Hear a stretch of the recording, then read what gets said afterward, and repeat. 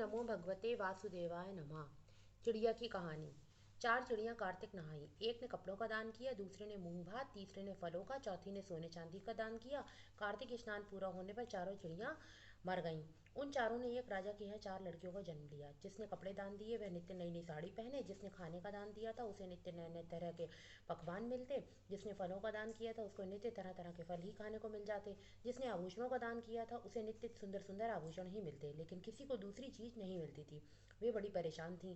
वे पंडित के पास गईं। पंडित बोला, तुम पिछले जन्म में चारों चिड़िया थीं और तुम चारों कार्तिक नहाई।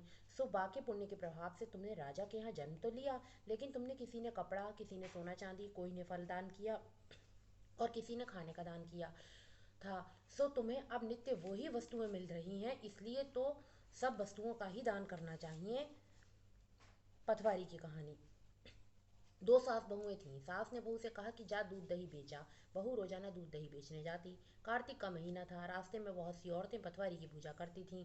वह भी एक दिन खड़ी हो गई। पूछने लगी कि तुम ये क्या करती हो। औरतों ने कहा कि हम कार्तिक स्नान कर पटवारी की पूजा करती हैं। कोई फल फूल चढ़ाती, कोई मेवा मिश्री चढ़ाती। उसने कहा कि मैं भी दूध दही से सींचूंगी।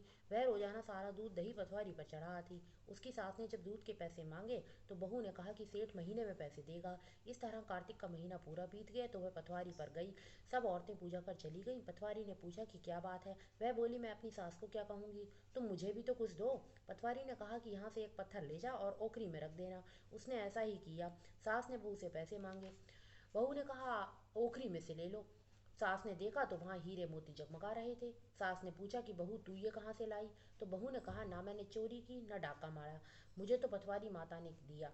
सास ने कहा कि अगर ऐसी बात है तो अगले साल मैं भी करूंगी। साल भर बाद फिर कार्तिक का महीना आया। उसने भी पटवारी सींची। सास दूध तो बेच आती, धोबन पटवारी पर चढ़ा देती। इस तरह पूरा महीना बीत गया तो सास ने पटवारी माता से कहा कि मुझे भी धन दे। पटवारी माता ने कहा कि ये कंकड़ पत्थर ले जा।